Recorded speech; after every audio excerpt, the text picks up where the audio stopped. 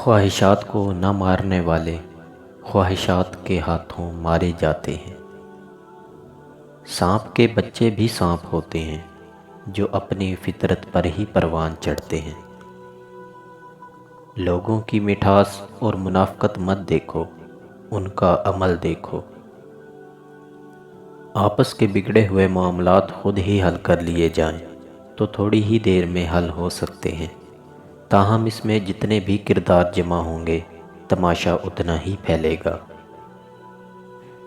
انسان کا زوال تب شروع ہوتا ہے جب وہ اپنے مخلص لوگوں سے منافقت شروع کر دیتا ہے۔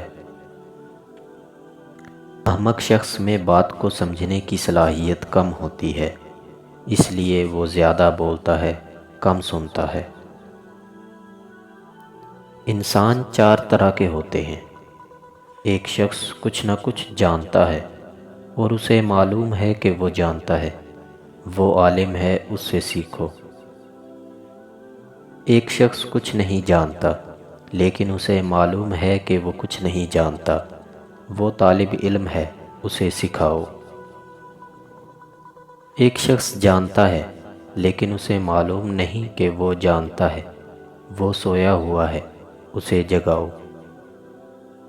ایک شخص کچھ نہیں جانتا اور اسے یہ بھی معلوم نہیں کہ وہ کچھ نہیں جانتا، وہ جاہل ہے، اس سے بچو۔ لوگوں کے چہرے پڑھنا سیکھو۔ لوگوں کے چہرے اور آنکھیں ان کے دل اور دماغ کی اکثر عکاسی کر جاتے ہیں۔ ہر وہ شخص جو انصاف کو اپنے حساب سے قائم کرتا ہے، حقیقت سے ہمیشہ ناآشنا رہتا ہے۔ خود کو غلط سمجھنے کی توفیق بھی اللہ کی طرف سے ملتی ہے، ورنہ تو لوگ غلط ہوتے ہوئے بھی خود کو صحیح سمجھتے ہیں۔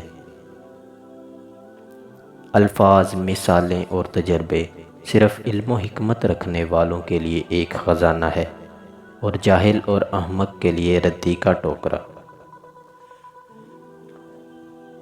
جب تم کسی شخص کو اس کی دولت کی وجہ سے عزت دینے لگو تو یاد رکھنا تم اپنا ایمان گنوا چکے ہو۔ شخصیت پرستی بت پرستی سے زیادہ خطرناک ہے۔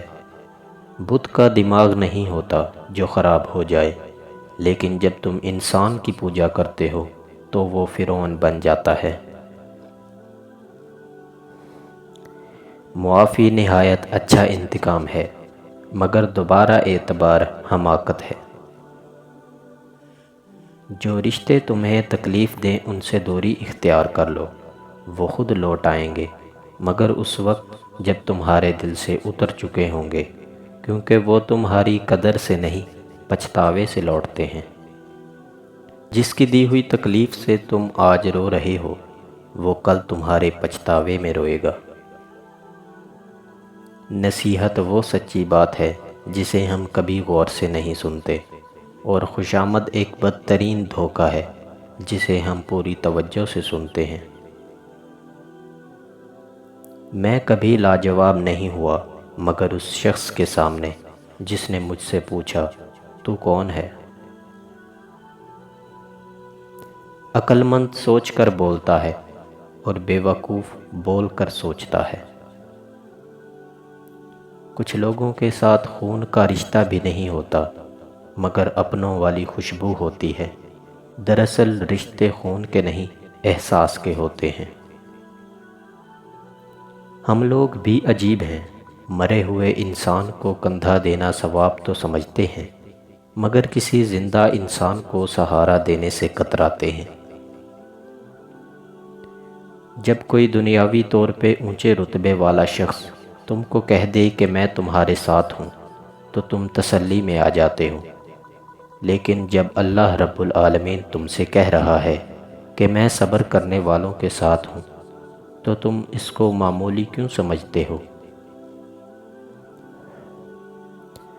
اللہ تعالی ہماری منصوبہ بندی کو اس وقت توڑ دیتا ہے جب وہ ہمیں توڑنے والی ہوتی ہیں۔ اس کے فیصلوں میں حکمت ہے، نہ کہ ہماری خواہشات میں۔ بس اللہ پر بھروسہ رکھو، جو ہوتا ہے اس میں کوئی نہ کوئی مصلحت ضرور ہوتی ہے۔ فرائض کے بعد اللہ کو راضی کرنے کا بہترین اور آسان طریقہ خدمت خلق ہے۔ عقل مند وہ نہیں جسے صرف اچھائی اور برائی کی پہچان ہو، بلکہ اصل عقل مند وہ ہے جو اچھائی کی پیروی کرے اور برائی سے اجتناب کرے۔ تربیت اچھی ہو تو انسان کا ضمیر خود اس کے کردار کی حفاظت کرتا ہے۔